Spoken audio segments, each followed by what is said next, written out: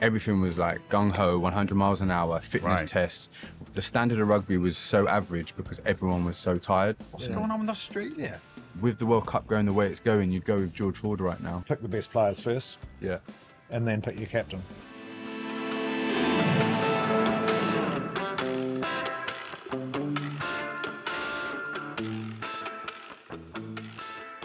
Welcome to the official Rugby World Cup podcast, brought to you by Asahi Super Dry, the official beer of the Rugby World Cup. I'm Gethin Jones, I'm your host, and every week I promise you some great guests, some of which sometimes touch my knee under the table to make me feel better. Thank you, Danny Cipriani. It wasn't me. Who's had a really quiet week in the press this week, has Danny. Also, we've got former ex-All Blacks captain and World Cup winner Sean Fitzpatrick and ex-international, Irish international Stephen Ferris. Good to see you, lads. Thanks, guys. I enjoyed that. It was very... Yeah, I was just trying to keep you on task. That's right. Take 4. We got there in the end. It's nice to see you. Welcome to London. We're not in Marseille. Danny, Hugo's usually with us. He's not made it back from France. I can't. Surely this is the first time you've replaced Hugo when it comes to rugby. It would have been the other way around, wouldn't it? You would have started. He would have come off the bench. Yeah, maybe. I think with different positions though. But he definitely brings a different energy, and I enjoy watching him on the big screen. That's very diplomatic. We'll get to the truth a bit later on. Sean, when it comes to World Cups, I mean, we've got to start with you, haven't we? Like 1987, the first World Cup. Long time ago. Isn't it just? It must be weird looking back all that time as to where we are I think, now. well, I think in 87 we didn't really know what we were doing. You know, we had our final trial on the Saturday prior to the opening game. The team was named that night in Whangarei. We assembled on the Wednesday, and our coach didn't make it to the training because he got stuck on his farm, got snowed in, so he didn't make training. And then we played at Eden Park in front of 13,500 people against Italy. It's unreal. Just bizarre. So we didn't really know what we were doing. We wanted to be the first team to win the World Cup. That was our sort of goal: win 6 games, win the World Cup. And we did that. And we were back at work on the building site on Monday morning. That's hard to get your head around, isn't it? Where now it is, you're judged on your World Cups now, I think, as players in the cycle every 4 years. And, you know, I was lucky to play in 3 World Cups. And every World Cup got better and better. And now as a fan, I just absolutely love it. You know, I was in Paris last week for the opening game. I think it was the best opening night I'd been involved in. Would have been nice if we'd won, but we didn't. But the French just do such a great job. I think 07. Were you playing in 07? No, I did a long training camp for it. Stevie, you were. Yeah, 07 was the most amazing World Cup. The French know how to turn it They do around. it well. Yeah, they do it well. They certainly do. The World Cup, maybe everyone talks about where you're concerned, is actually 1995, isn't it? It's the World Cup that changed the sporting map, really. The Nelson Mandela game, the Francois Pienaar game. Is it weird that you still talk about that? I think you've said it's the one that's got away, haven't you? That's what you've Yeah, I think framed it as. when you get to those sort of situations where you have an opportunity to win a World Cup, you know, we missed an opportunity there, and that sort of sits in the back of my mind a bit, even now, sort of all those years on. Such heavy favourites coming into it. You were beating everyone and everything. You know, it was the best World Cup I'd played in, without question. You know, it was the first time the Africans had played. And I just think playing in South Africa is the best place to play rugby. They're really educated in terms of their knowledge of the game, great stadiums, and we had a great tournament. We were rated number 5 in the world in 94, 95. And, you know, it was the Lomu, you know, what he did in 5 games basically changed the face of rugby. And we just unfortunately came up short. But yeah, I think the Mandela factor was huge. You know, to what he did in that final week, really, because everyone loved us. You know, we were the team that most South Africans supported, and it wasn't until Mandela said one team, one country that they all turned on us. Literally, in that last week, my God, that was so intense. But yeah, just a lost opportunity. Jonah Lomu, that was his World Cup. You would have grown up watching him, I'm sure. On the PlayStation, Danny. Yeah. That's right. Yeah, he was. He's bigger than everyone else. Double tap, R1L1, get the fence, run around. But Pienaar was good as well. He had a big handoff on that game as well, didn't he? But Lomu was the man. He was something special, wasn't he? Yeah, he was. Like Sean said, he changed the face of rugby, didn't he? He was the first person that everyone really took note of. You know, obviously, you know, there's been legends that have played the game for a long time. but just the fact he could transcend the sport in the way he did was amazing. And it's probably a shame we've not had more people, have that profile built up and let that happen. We've had so many gifted players, especially in our country, that could have done that with your Johnny Wilkinsons and your Martin Johnsons, but I don't think they like to really big them up and show them what they really are. It just kind of goes under the wayside, which is beautiful with the humility of it, but it just means the sport probably hasn't grown as much as it could. You want your superstars, don't you, for the next I generation? think we need superstars. Sure, you have I to, agree yeah. with Danny. That's one thing we haven't got, because we're very much in this players collective. Everyone's together, and we don't want superstars. Well, we need superstars, without question. We need superstars. Sure. And when you look at Jonah, in the space of 5 games, he became a global superstar, and he is arguably the only global superstar we've ever had in our sport. Yeah. And I don't think we'll have another global superstar like him. But even from an Irish perspective, like it was Bran O'Driscoll that took Irish rugby to the next level. Yeah. And then you need somebody to carry that baton on. Yeah. And who carries it on? It's Johnny Sexton carries that on for the next 5 years. But who's going to carry it on for the next 5? Yeah. And I think you need a couple of superstars in every team. And Irish rugby, obviously, over the last decade has come on so much. But yeah, even in Welsh rugby, you can Look say, why do you always bring it back to Ireland, Steve? You're so biased. it's something that we do need more of, and I suppose like long gone the days of us when we were able to go out and have a few beers, and social media wasn't as big a thing, and people weren't taking videos of you out celebrating wins and that type of thing. So it's not such a bad thing, though, to get eyes on the sport, even though sometimes it might not seem to be the best thing. But you need a coach that allows your team to create superstars. So you've got Andy Farrell and Shaun Edwards and Gautier. They create a framework where the players on the field can become superstars, because within it, there's constant decisions, there's high-pressure moments, there's moments that stand out and create a superstar moment, a Dupont, a Sexton, what is that Matt trust? Hansen. I think, every coach has their different ways of leading. And I think with the way that Ireland and France are doing it, they're creating those superstars within their ranks, because they're allowing players to go and be themselves, obviously within a framework, and there's obviously discipline to hold within that. But with Ireland and France, you see that you've got coaches there that really create decision makers on the field, allow them to express themselves, put the trust in them to go and take that game forward. You create the framework so they can do so. And other coaches, previously within England have been slightly more regimented in what they do. So then players play to the coach's message, as opposed to creating those moments that you go, wow, that was amazing, because he did something that was within him, not following a message. So I think you see that with Ireland, as you mentioned, and France in the home nations. I think it's also the leadership group within the team. The best teams I was involved in was when I had a good relationship with the coach, but then I had really good people around me, so we could challenge. For sure. Challenge. And you think of, That's so big, that.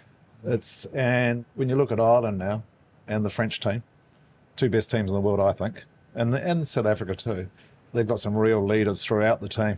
And you actually don't hear much about the coaches, do you? No. Andy Farrell's a big presence. Yeah. But you don't really hear much about him. Erasmus gets in the press every now and then. Yeah, but he's stepped away now too. That's true. He's a deflector. Yeah. Everything that he's been doing, he's been drawing the attention onto himself instead of the players. Instead of Manny LeBoc's missing kicks, but everybody's talking about the traffic light system, up above. Yeah. He's very good at deflecting. But you talk about superstars. It was actually Khaleesi who stepped in there. In the press conference. What did you make of all of that? And That's also leadership. That's leadership. there. That's leadership there, man. That's a different level of leadership. That's his life experience coming to the forefront in a moment where he's faced so many different adversities, but he's like, come on, let's have some perspective in this moment right now.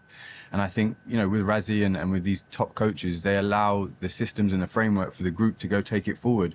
South Africa's leadership group, they're extremely challenging. They're all individuals and they're all allowed to be themselves. And I think you see that within the best teams, but everyone has a common goal, a common vision of coming together. You said about being challenging. That's the most important part of sports teams, but we don't have that in our country, or in England anyway. Unfortunately, but it's going to change over time with Wiggy and so on coming involved in the England setup. Wigglesworth, Richard. Richard Wigglesworth. England's kicking game feels like it's challenging. No, to me. listen, I feel like this is going to be a rant. We'll get around. We'll definitely get on. Chill out, mate. To that. Chill out, yeah. It's about having superstars of the game that make a difference. We started the podcast talking about 1995, Sean. Just wondering, did they ever get to the bottom of the food poisoning in the hotel the night before the game? That wasn't the night. I know you've let it go, but it was the Thursday. The Thursday before. Yeah, Thursday lunch. different hotel, Same seafood. hotel. Same hotel. Oh, same hotel. Yeah. Do you Yeah, we'd been eating in the main restaurant. And then we said, right, let's lock up shop. Let's go into our team room. That was probably the worst decision we ever made. So we all ate in our team room, and next morning, I think 16 of the 21 that were playing on Saturday couldn't get out of bed. That happened in 2012 as well, when they came over really? to play against England. Right. Like Who, that New Zealand? Yeah, New Zealand. Did we lose or win that game? No, they lost that game. Oh, okay, there you go. Yeah. It's the same. Oh, yeah, so maybe that's this. Same So which one should we use this week? The food poisoning. That's why we've done it. Taking the conspiracy We further, definitely, I like we this. definitely had food poisoning. No, It of was course we whether did. it was on purpose or not. That's Yeah. the question. Wow, That's that's never been answered. You always say, don't you, that actually on the day you had chances to win that game regardless. It's Yeah, we did. 12 I think on the day, I think Jeff Wilson was the only one still vomiting on the field on the day. Yeah, nice. But this is the Mandela. The whole Mandela thing had such an effect on the game. It was just brilliant. But you've Amazing. never felt a game like that, like the the crowd the intensity. Oh, like, the intensity was just, my God, when he walked down the tunnel oh wearing my his days, that would be so nuts. Man. green jersey, and they all started chanting Madiba, Madiba, Madiba. Just like, wow. Yeah. You know? Special. Yeah, it was special. Yeah. Amazing man. Sean Fitzpatrick, you just said top teams in the world. France. Then you said Ireland. Then you mentioned South Africa. You're missing someone there, aren't you? Who, us at the moment? Yeah. Well, we're not. We're fifth in the world, I think we are at the moment. So we've got a bit of work to do. So a lot of people aren't talking about us at the moment. So Which is unusual. yeah, we've had a really strange cycle. Normally we sort of play a World Cup and then we have a lot of changes, players move on, and then we build the team gradually. And by year 3 of the cycle, we're sort of in pretty good shape for the 4th year, and then the World Cup. This has been a totally flipped upside down. 12 months ago we were in disarray. We'd lost to the Irish at home, lost to Argentina at home. So there's a lot of question marks on where we were going. And they found a bit of form here in the autumn last year, and they've sort of built on that. And until Twickenham, 3 weeks ago, we were pretty good. Yeah, we were pretty happy with ourselves. Because of the physicality. The big thing that we didn't have, especially these guys that exposed us, was a physical presence.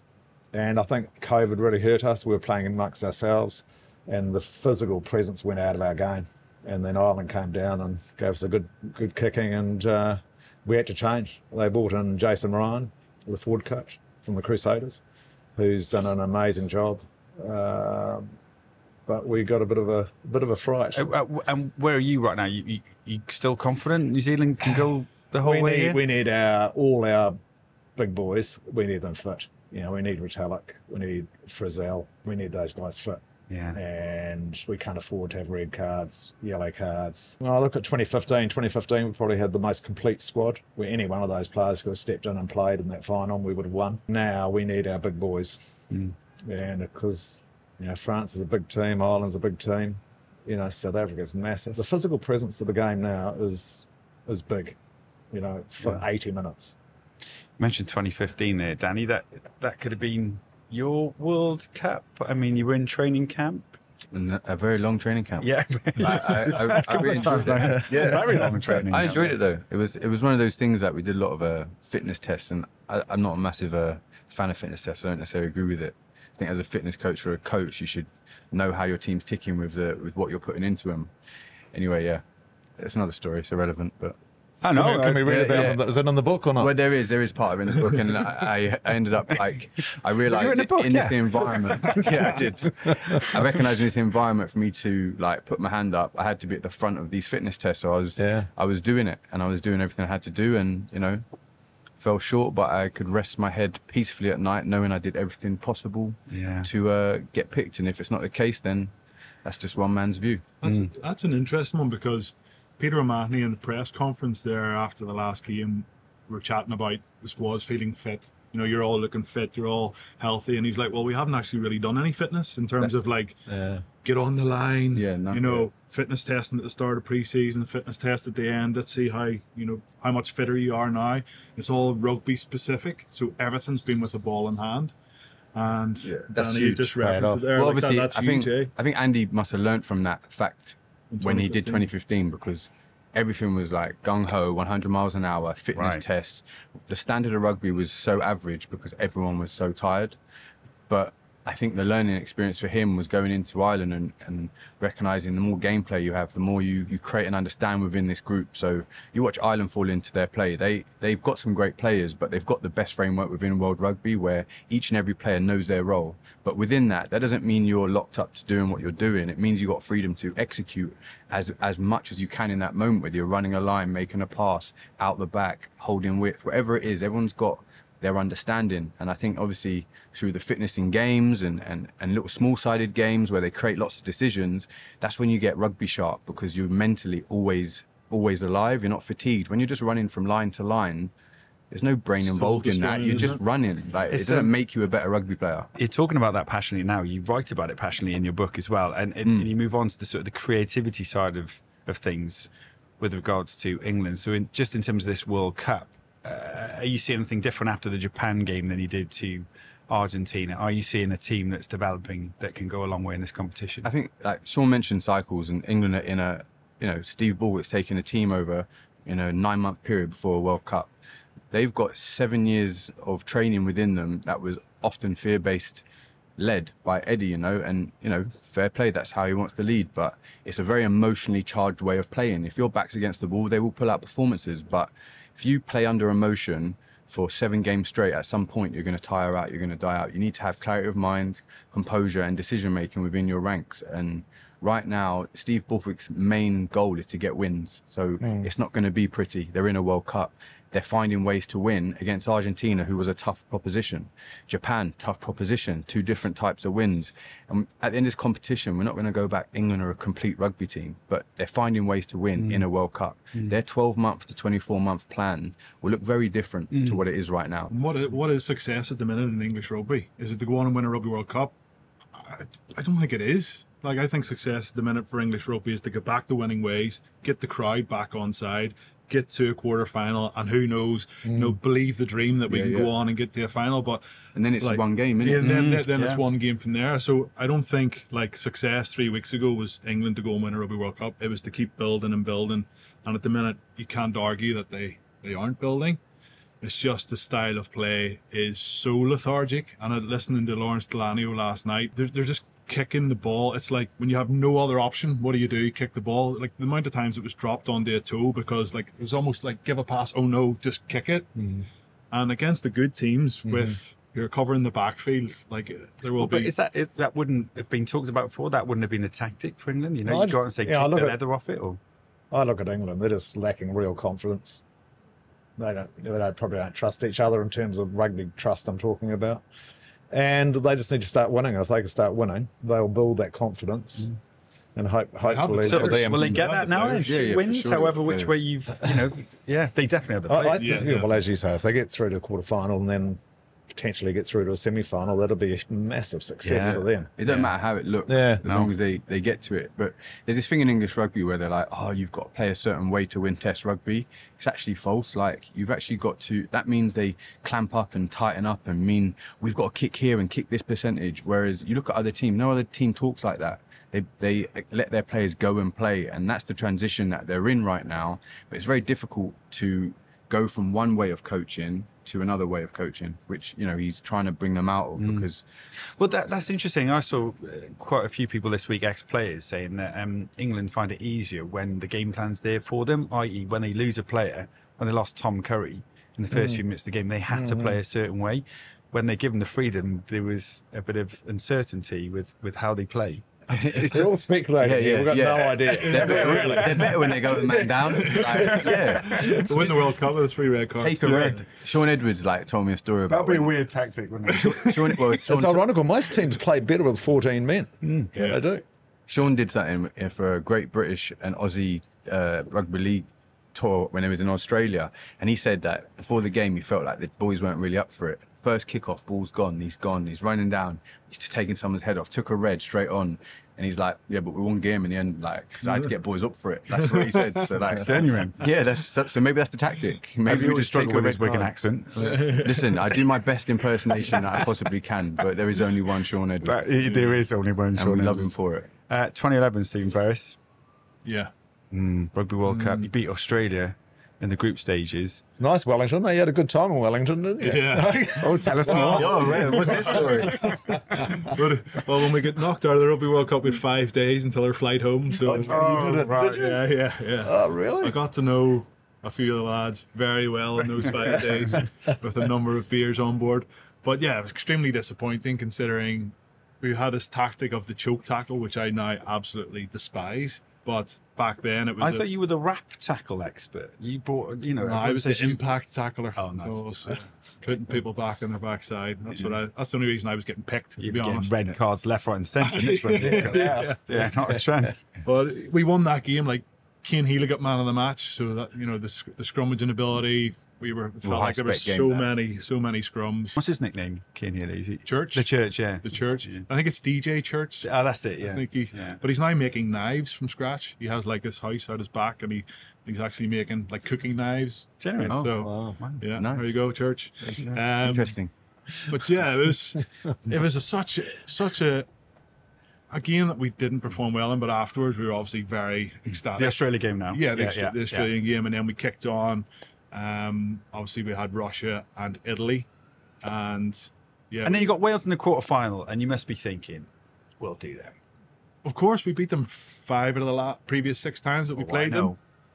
On paper, but like the big game players, myself included, we didn't turn up. Like there's one game, if I could rewind back the clock and play again, it would be that one. I can remember sitting in the team hotel. I was always sharing a room with Sean O'Brien, and we were like 4 or 5 floors up in Wellington, and there was loads of Irish fans outside, and they were like, stand up for the Irishmen, and then they would all go quiet, sit down for the Irishmen, stand up for the Irish, sit down. And like me and Shawnee were just sort of listening to it, and Shawnee turned around to me and goes, we're only 3 games away from winning the World Cup. And I was like, flipping, oh yeah, mad. And he's like, yeah, right, come on, get this one. And I was sort of like, okay. And at the time, didn't really even think about what we were sort of saying. But like, if we were maybe thinking a game or 2 ahead, and many of the other lads that were in the rooms at the same time, I'm just thinking out loud here, might have been in the same headspace as us. Now, we didn't go out to underperform, but maybe we just not took it for granted, but To a degree. We were going to beat Wales. And like the first 2 minutes of the game, 5 minutes of the game, Shane Williams scored in the corner. Then somehow we got ourselves back into it. Tommy Earls, he scored in the corner. You don't have to talk through the whole game. But we got I like it. I like this. We're here for you. I like this. This is No, all this good. is awesome. This is mental work. It's awesome. Like, honestly, this is so good. Like, we're here. But like I think it was Priestland missed a bucket full of kicks as well. Like we got battered, set piece got battered, and after the game, you've been in the same situation where a game just passes you by, and you can't even really remember anything out of the game. That's what it was like. It's so hard to win a World Cup on so well, many levels. Just listening. When to you hear there. that, though, it's like that was the World Cup that, it was probably the one that quite a few teams could have won that World Cup. Yeah. You know, we were lucky to win that. Yeah. But that quarter-final stage, I suppose that's where leadership comes in, where coaching comes in, that confidence to say, right, one game at a time. We hear it all the time, don't we? One game at a time. But is that really the case? Yeah, you've got to definitely. We look at you look at us in 2007. We lost to the French in Wales. Yeah. We were already focusing on the semi-final. They rested a couple of players. Doug Howlett didn't play that game. Was that the grey kit? Yeah. The grey grey kit. We'll never wear that again. No. It was banned after that. That was quite good on Friday night at Stade de France. We won the toss for the changing room, so we got the home changing room. And then the big one was our kit or your kit. And we got the black jersey. Well, does that generally make a difference? Well, as a players, the French of old, it would. Yeah. But the French of today, no, didn't matter at all. They loved it. What's the story this week? Ireland versus South Africa. Who's wearing the green kit? Good question. Will you be the same? You'll It'll be toss a coin. Yeah, And also the changing room. Could toss a coin to say who's going to win that one as well. Can you? Yeah. Like, what are you saying? That's a big game, that. What are you thinking? You think Ireland are going to win it because you're properly biased? Well, Well, it could be a World Cup final also. Yeah, it could be a World Cup. Yeah. There's going to be an upset. There has to be like a huge upset. What's an upset now? France to get beaten in a quarter-final by South Africa. Wales losing to Australia. Yeah, Wales getting That's tumbled. going to be an interesting That'll game be a too. great game, Let's do Ireland South Africa first. Go on. I just fancy Ireland, I think the way that they're playing, they have a healthy enough squad. They've got Dan Sheehan to bring back in. Jack Conan might be fit. Bundy Aki's playing out of his skin. Malcolm Marks is obviously a huge loss to South Africa. The bomb squad, they haven't replaced him with a hooker. No, fly off. Andre Because that's what South Africa do these days. They're like 8 forwards on the bench. That'll be interesting certainly. to see if he actually plays. What, straight in? I don't think it will. You're not No, going he might straight be on in. the bench, maybe. Might come on the bench. But yeah, I've just a good feeling about Ireland. Beat And South Sexton, Africa. records point scorer now. Well, as I tell everybody, the only reason he's still playing now is because I made all his tackles for him the whole way through his career. Under 18s, 19s, 21s. Is that right? Oh, yeah. The rap tackle. No. No. Just the chop tackle. No, The channel tackle. You're the same told you age. earlier, You're the same age. He's a month older than me. He pulverizes people. That's what he does. Johnny Sexton's a month older than me. Would you believe You it? look, you look a lot better than him, mate, I must say. I've got shoulders. He doesn't. Stephen dyes his hair as well. He doesn't tell you. If I had enough of it, I would. What are you saying, Ireland, South Africa? I think in terms of like technical element, Ireland have it, the way they play, their connectivity as a group on the field. But I think South Africa have something special within them, how united they are, how much they have been through together, you know, all of the different stories coming together and creating, you know, a fairly forceful nation. You know, it's not just the rugby with them. You know, you see Sia, how he's leading, but he's not talking like English politicians. He's talking with truth and love and compassion, which is great to hear. And then it becomes emotional, right? It does, for sure. It's an emotional but game. It's not emotionally charged with the fact that they're going to be out of control. The emotion is that they want to do it for each other to a degree which isn't felt in other nations as much, because, you know, Razzie is a great leader in that, and he does put a lot of responsibility on the players. So it's going to be a battle of, if Ireland get, you know, ahead or early on, sort of create the scores that they normally do, it's going to be interesting. But if South Africa start getting a bit of momentum, you know, I'm going to lean with South Africa in this game. Number 1 in the world against reigning champions. I mean, it's going to be terrific. Amazing. Isn't it? I think it's going to be one hell of a game. Yeah. They're really, you know, man for man, they're very competitive. What they've both got is world-class players. Yeah, there's not many teams in the World Cup. No, And depth, the Yeah, same amount so, of yeah, depth. both Yeah, do, they both both do. got big benches. Yeah. Dan Sheehan's, I think, is the best hooker in the world at the moment, without question. He could play fly half against Pollock, but he's amazing. Both Amazing got player. good 9-10s, big forward pack. So the set piece. I just hope they beat each other up. They really take a lot out of each other. They're going to do that. Yeah, they are. What then, That's- like last 20 that's- minutes, it's a moment of magic or something like that? but Is that the way the game's yeah, going? Yeah, but the one thing with that pool is that they've got some really hard games. Yeah. Like the All Blacks in France now, no disrespect to Italy, we can sort of focus on our quarterfinal where we're going to play either South Africa or Ireland. And in the meantime, they're going to be going at each other for the next 3 weeks. Can we talk about Eddie Jones just because I'm slightly obsessed with him? I played against Eddie in Yeah. 1989. Yeah. He was Yeah. playing for Ramwick. Hooker. Amazing. Good player. It was rather small. Chat on him. Had a bit of chat. I mean, is it good for the game? You talk about having superstars. I think in the he's game, good. I think he's characters. good for the game. He's I left don't- Australia though, I saying, don't. "Look, we're going to win the World Cup. You've got to support us." And now he's got to live. He's up to developing that. a team for the next World Cup, is it, or the World Cup after that? He's he got a says. contract. He's got a contract until 2098. He's always preparing. He's always but- preparing for the next World Cup. Yeah. that's every But press will he stay in conference. the job if they don't? If the first time Australia don't get out of the pools in the World Cup, will he still be in that job? Has he been promised that? I don't know. Is he? What's the deal? Once again, it's speculation. What's going on with Australia? Fiji deserved their victory. Oh, Yeah, for Fiji sure. are good. Yeah. You're getting rained on now. I should say, sorry, we should have been invited you to Marseille or to Paris, but we've brought you to central London where you can hear the sirens in the background. Everything's falling off the desk. There's a bit of wind. Now a bit of rain, lads. Sorry. It's got a bit of everything here. I'll tell you what, it was to change the subject totally. Oh, yeah, go on. It was so hot in Paris last week. Was it like in Marseille? Was it hot down there or not? It is quite hot. And actually, But we were like 35 degrees at 9 o'clock at night. that's a really interesting point you make, though, because the nighttime games are proving difficult for a lot of teams. I mean, George Ford was saying it was a tricky game against Japan because there's a lot of balls being dropped. Dew at night, the moisture in the evening is Right. causing teams problems. Danny's now got a hoodie on. We're getting rained on. Do you want an umbrella? I'm okay. You can tell he's retired. It's a bit of rain now. It's like, get me inside. Anyone want a hat? The Riviera, it's not really, this is not really Riviera weather, is it? Riviera. Yeah, no, we know what to look It's more like Belfast weather, to be honest. So Eddie Jones has been a character. They've got Wales next. I'm quite excited. Like, I think Gatland's gone around his business quietly. We're top of the group. Do you share my? He would have optimism? you coached you. Yeah, I had Gats when I was young. yeah. Go on. Yeah, I really enjoyed him.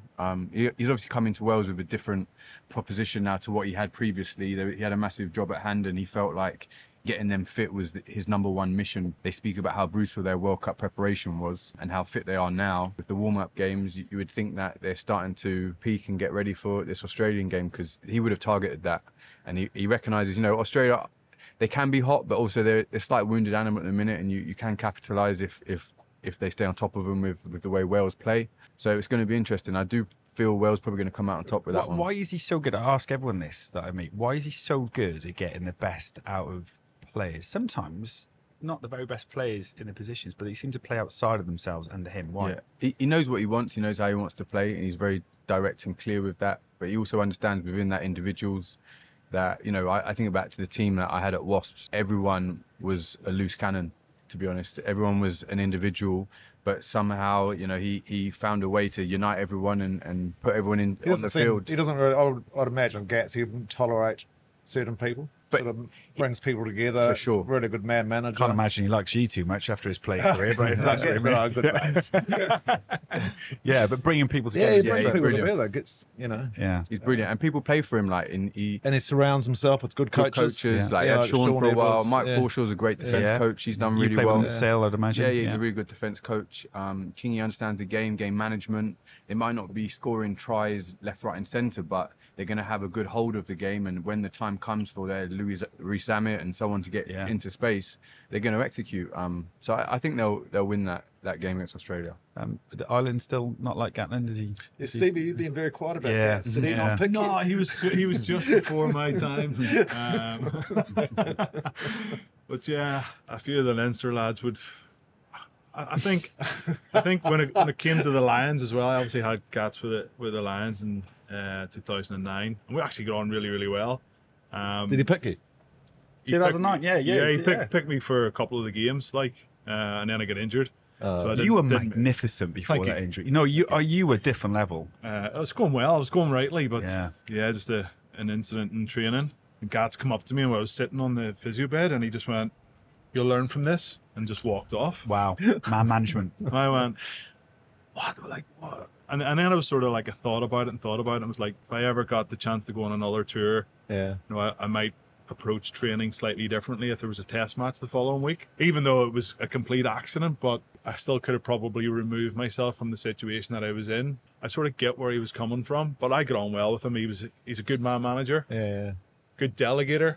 He didn't take a lot of the responsibility on himself. Like, he left the lineouts to Paul O'Connell and left defence to Sean and whoever it was, and just sort of knitted it all together. Yeah. So Irish. Totally forgot to ask you about whether you've ever been on a pitch where a prop forward has headed the ball forwards to create a try. 56th minute, there's a point in it, and that happens. You're thinking, ooh, maybe the gods are on your side. Looked like even Laws didn't. He was almost going to throw the ball away. Yeah. He wasn't. You go shouting, put it down, Yeah, just yeah. in case for a review. It was bizarre, wasn't it? Yeah, I've not seen that happen before. And Joe says it's a well-rehearsed move that he's been working on. So, but yeah, I think it was just it was a little bit amusing, but it was also great for England to get over the try line. They almost relaxed a little bit after that. They did, Yeah. didn't they? They did attack a bit better. So, Two tries. even though it was a fortuitous situation, it actually allowed them to go and finish the game stronger than they were in. And those moments, they'll look back on it and be like, it was Joe Marler's head that turned it into a positive. So He'll have a book out. Didn't talking Earl about play that. well? Hmm? Earl. yeah, he does what he does. It's Yeah. Ronsil, isn't he? Yeah. He is Does getting what he says on the tin. slated on social media for celebrating Rightly so. small wins. Yeah, I don't know. After a scrum win or a turnover, he's He does going get to the excited. camera, get excited. There's a real two sides to it on social media. Yeah. Like What do you reckon? you don't like Oh, that. do you? no, I follow Ben Earl. He's an unbelievable Great player. player, Great like player. quality player. But it sort of started before Ben Earl actually came into the team. Like, it used to be Morrow. Morrow used to be the one that Yeah, he was. did. hollering Remember in the Lions tour? Yeah, He was big, yeah. Itoji celebrating those moments. Yeah, celebrate, and I get it, celebrate the moments. But was there a scrum last night? They all do it though. that They, wasn't the a penalty, Japanese Well, were doing I it as think well. when you Not to that extent. when you Come see on. the way that they attack, and England have got a lot of individual talented players, but they're knocking the ball on slightly off timing with runs. all that stuff's happening at the moment with their attack, right? If you're emotionally so charged that someone knocks the ball on that, you're like, yeah. When does that ever calm down for you to make a good decision or run a good line or be involved in the game, engage in the present moment? If you're so charged up like that, you don't see your Italics, your Sarvias behaving in that way because they're very calm and cool under pressure. I'm not saying there's a right and a wrong, but you need to know your balance within that. If you're going to be like that, you still need to have some composure to you in how you're going to play. It can't all be one speed, otherwise you don't catch the ball. You agree with that? Oh, we never did that in our dad. Yeah. Imagine That was your job. That was your job. Yeah. What are you Celebrating thinking the small before? wins. That's what I'm meant to do. High stakes though, isn't it? Yeah. Listen, man, if he's trying to get the team up, look, they're trying to find any way to, Yeah. to get over the line right now. So, you know, it is what it is. As uncomfortable as it might feel for some. Yeah.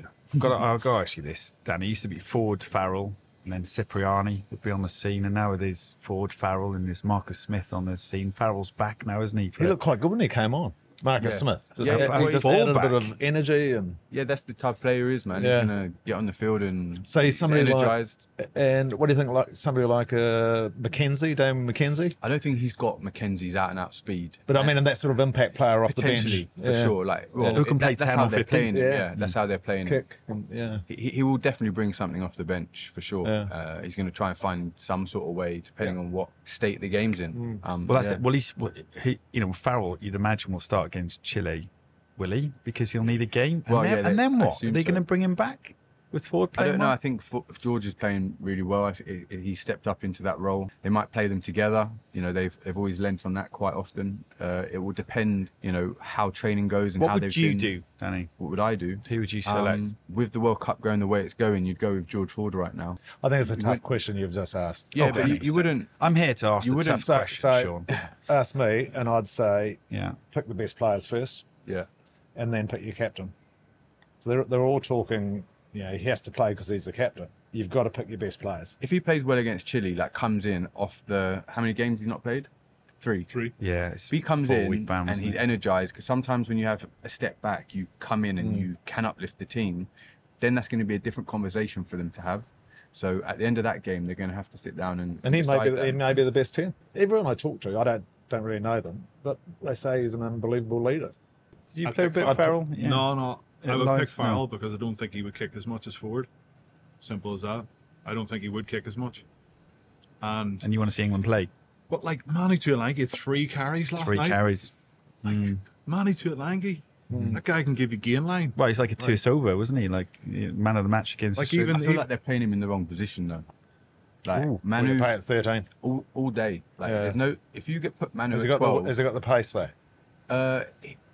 we're not looking for outballs with him. 2 forwards. Yeah. No, for me, if you put him at 12, he's going to be carried into back rowers. Yeah. Because they're on the edge of that line out of 6-mans, of, you know, 7s helping out 10s. But if you put him one channel out, he's in 12s and 13 channel. Yeah. And you don't want Manu in your arm, in your No. eyesight. So Yeah. if you're at the line, you know, everyone runs a play where 12 goes at line 13 short. If 12's at the line and say it is Faz or if it is Ollie Lawrence and he's got Manu short, at least 2 defenders are biting on him. Then you create space out the back of him. So that's how you use him in terms of his destructive carrying, but also how you can use him to create space for others. Like, I think at 12, he just ends up becoming the guy you just pop to, trudge it over. You don't really get to see him impact the game as he can. But they're not. They're not even, They're not I guess even doing that. Like, and that's what the frustrating thing is with me. They've got so many good quality players, They do. but they're just not expressing themselves. Like even looking at the front row last night, like 8 carries between all 3 of them. The last time Ireland played Japan, like the front row carried the ball like 20 times or 22 times between the 3. Bringing Ireland into it again. Here we We've been talking go. about England for the last hour, so like, Yeah, no. I think they're just trying to find ways to keep winning games, man. So yeah. that's it. Like we can't talk about what it looks like right now. You know, they just want to get to as far as they can get in the comp. We are compiling a Kampai 15 in association with Asahi Super Dry. Kampai. Kampai, which means it's Japanese for cheers. So what we're doing is trying to get you to pick one player that you may have played against with, or maybe would have loved to have played with. Someone you'd like to have a beer with, someone you'd like to have a cheers with after a game that maybe you didn't get to play with, and who would that be and why? It's tough on this, isn't it? One player. As I said to you earlier, it used to be Stuart Hogg because I always heard a few stories that he liked the beer and he liked to, enjoy himself after matches. And I was like, I'd love to have a beer with him, to see what he's like. And then 2 weeks ago, I was at a function and he was there and we enjoyed a beer together and he exceeded my expectations, let's just say. And it was a good 3 days up in Scotland. So, yeah, Hoggy was a good man to have a beer with. I'm trying to remember. Hoggy was on the podcast and I can't remember who he chose. Will come back to me. So Hoggy's your Campai 15. He was just so entertaining for the couple of days. He's So a character in the game. Danny, you mentioned that. It's good, he is one of the characters of the game, isn't he? Shame's Sure. not the World Cup, actually. Of course it is. Go on then, Danny, you got. On the fullback theme, I'll go with Curtly Bill. Whenever Wow. I've had a couple of drinks with Curtly, it's always been a really funny guy. We've had a lot of fun. I like Curtly. I feel like you're going to have to elaborate a little bit. I'll on give us a Is that story. the Melbourne Storm? Not the Melbourne Storm, the was it Melbourne Rebels. No, I've known Curtly since we were like 17. We were like, he was like the Australian prodigy and I was the English one. And you just kind of like, you're right, mate, get to know each other. And over the years, well, he played at Wasps with me for a bit too. He was there for a year or so. Yeah. Thanks, Danny. No, I'm just saying. I don't know what you want me to say. It's quite moving. No, it's a. Is he still playing or not?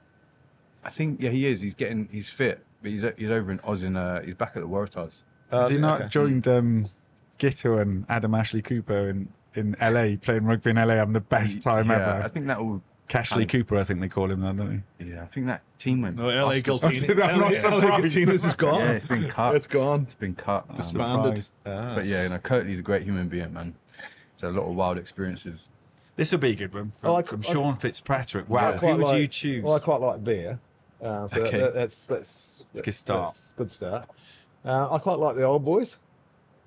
Like I used to remember sitting in when I was playing under 21s or under 20s, and in those days the old boys would be the managers. So in our day it was Brian Lahore or Colin Meads. I just love sitting around just listening to their old stories. And even now, like being down in Wales last weekend, I sat with Gareth Edwards, Sir Gareth, and I just love that because it's just they're such special people. And that's awesome. something in what we need to make sure we continue Yeah. is those sort of people continue. Yeah. The next generation are those sort of people that, the custodians of the game, basically. For sure. And we can't lose that. Stories that come with it. Wonderful. Is there a Wonderful World story. Cup story you can maybe finish on and share with us that you remember fondly? Like, I know you talked about the success and the heartbreak in '95. Is there one that sticks out that? Oh, I think when you think what we did in '87 compared to what they do today, I like what the French are doing. They're going around playing at different stadiums. They're not staying in Paris. They're going around Lyon, Nice, wherever they're going. But where we did the same in '87, which was a bit different. We played Argentina in our last pool game in Wellington at Athletic Park, that stadium, and we won that. Going down to Christchurch to play against Scotland in the quarterfinal. So Sunday, hop on the bus to go to the airport to fly to. And then our coach was Brian Lahore. And he went, "No, boys, we're going to pop over the Rimatuckers, over the mountain range, into the Wairarapa, and you're going to come to my pub for lunch with a few of the locals." We're like, "Oh, why not? That'd be great." So we trundled off over the Rimatuckers down to I think it's called the Lakeview pub. And we arrive at the Lakeview pub along gravel road. And then there's all these utes and outside with dogs barking, sheep in the back of them, bales of hay. And we walk into the pub, it's just full of mums and dads and kids, right? Fantastic. So we're having a few pints and just enjoying ourselves. And then BJ, Brian, stands up and he goes, "Okay, boys, right, Fitzpatrick and Lowe, you're the Mackenzie family." Like, what? And the Mackenzie family come running over. They're saying, "Oh, hello, Sean. Hello, Richard. You're staying with us tonight." So we all got billeted. So we all trundled off down the road. And During then the World Cup? During the World Cup. Lovey and I are sleeping in these single beds, like this. It's fantastic. It's incredible. Yeah. Isn't it? Which, Can you imagine? No, yeah. no. Yeah, we made 2 days with them. Different. Yeah, on their little farms. And Brilliant. Worked. yeah, it worked. Yeah. So we've talked about Ireland facing South Africa. Who would you rather, as an Irishman, who would you rather face in the quarterfinal? I think everybody, including myself in Ireland, would want to face New Zealand. And the reason being is that it would almost feel like a home game then. I think everybody would get behind Ireland rather than the All Blacks if we're playing in Paris in a quarter-final. So we'd almost have that home support. Second part of that is because we've such a good record against New Zealand in recent years. Mentally, it feels like we've got their number as well. Going away to New Zealand, getting that Test series victory, doing a job on them at home, and it feels like we're like when we played against New Zealand, you had 6 or 7 players that were on the team sheet every single week: Jerome Kano, Richie McCaw, Kieran Reid, Brodie Retallick, and then you had Dan Carter, Mills Muliaina. You where it just feels like now it's like scattered a bit, and they don't have those 7, 8, 9, 10 lads that are consistently performing at a world-class level, where I think Ireland sort of do. So yeah, to answer your question, New Zealand World Cup quarterfinal. You were there, first game of the World Cup. You were saying when you're the atmosphere, France, New Zealand, you wouldn't want to play France in Paris. I was there for the Six Nations Grand Slam. Was that last year or the year before? Year before. I walked away from there thinking, you do not want to play France in a World Cup final here. And then last weekend, exactly the same. And the difference from the years gone by is that the fans believe they can win. Yeah.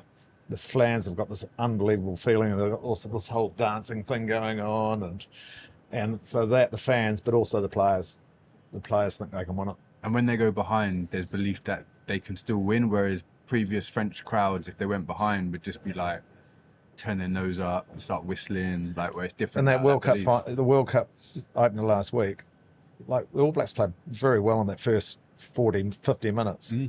Not many teams would have lived with them, but then they just turned it around. Yeah, for real. The French just turned it around, just trusted their systems, did what they've been doing. Sean. Big bench coming off. Yeah, big bench. Made a huge that hooker impact. that came on, what's the hooker's name? Mavaka. Just unbelievable. They've got a different mindset too. Yeah. Like, they've got a different mindset when it comes to winning games of rugby. It's not French. It's not just, oh, it might happen. Like, they have those moments That's of Shaun brilliance. Edwards, maybe.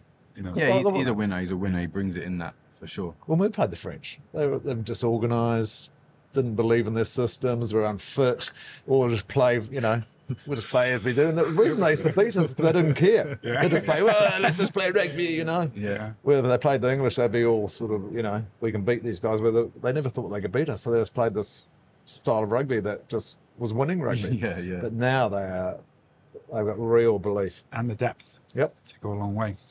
Yeah, to lose Intermat before the competition and to still look like, they're still going to go all the way with it. Yeah, go. That's not many teams, actually. Like there's not Bayern, many teams in the Valencia world that can yeah. lose their starting 10 and you'd still go, they're still going to win the comp But potentially. they don't want to lose DuPont. No, of course Lose not. DuPont, they're in big trouble. Yeah. It's a different kettle of He's fish. different level, isn't he? Who's Exactly. going to win the 2023 World Cup? Stephen Ferris. I have to go with Ireland. I know we haven't been Oh, surprise. surprise.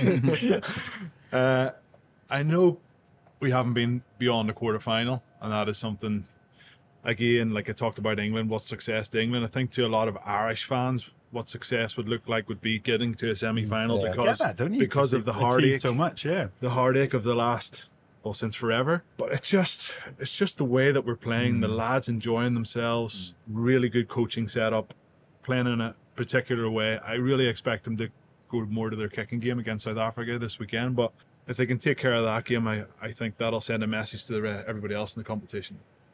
Danny. It's between France and South Africa. Obviously, I think Ireland are great. Thank you. Yeah. Can we all agree Ireland? Ireland are Yeah, great. Ireland are great. Yeah. But why do you not think Ireland can win it? I think that when it... Let's just stop being so aggressive. No, I like it. I think when it comes down to it, I think Ireland do have the best system and shapes. If I'm brutally honest, I don't think they have the best decision makers in the world. That's good. what That's I all, base that's it all on. you need to say. Yeah, that's what I People base say. it on. So when it comes to it, I think in those pressure moments when Ireland, when it's the final and it's Africa versus Ireland, those moments won't feel like pressure to a lot of those African boys, whereas it will feel like that to the Irish boys. So it'll be a very different proposition. But that's just a humble That's a analysis. fair point, yeah. So Tough one to call. Can't decide. France, South Africa. I'm Can sort of you? going to qualify this. I think France will play South Africa, and I think France can beat South Africa because they're big enough to compete. We'll play Ireland, and the All Blacks will beat Ireland. Purely because I think we've learnt. I think we've learnt enough, and as long as we've got all our big guys fit and available, I don't think Ireland will want to play the All Blacks. that is one thing about New Zealand. They are the most adaptable team. So like, even though they might be out of it, they do learn. They do learn from their experiences. So But I wouldn't be surprised if Ireland go all the way. Yeah, I wouldn't be surprised either. Because they are an amazing World Cup, isn't it? It's an amazing World Cup. in terms of the last cycle, which just go back to that, I think Ireland is by far being the best team in the cycle, along with France. Yeah, for sure. Those two teams would be worthy World Cup finalists. Still haven't called it. In terms of, I don't have to. Winning it. Don't you think that's the brilliant thing about this World Cup, though? I think lots of people are struggling to pick a winner because the quarterfinals are going to be amazing, aren't they? That's the thing. Yeah, for real. Are you happy with that, Steve? Can you live with that, Stephen? Yeah. Yeah, okay, good. We're a bit worried. We love Ireland. Yeah. Thank you, Steve. Okay. If we win our quarterfinal, Yeah, we'll win it. okay. There you go. He's put his head on the block now. Sean, thank you so much. Thank you. Danny, Stephen, brilliant stuff. You've been listening to the official Rugby World Cup podcast brought to you by the official beer of the World Cup, Asahi Super Dry. Leave your comments below and we'll see you next week. Thanks for listening. Thanks for watching.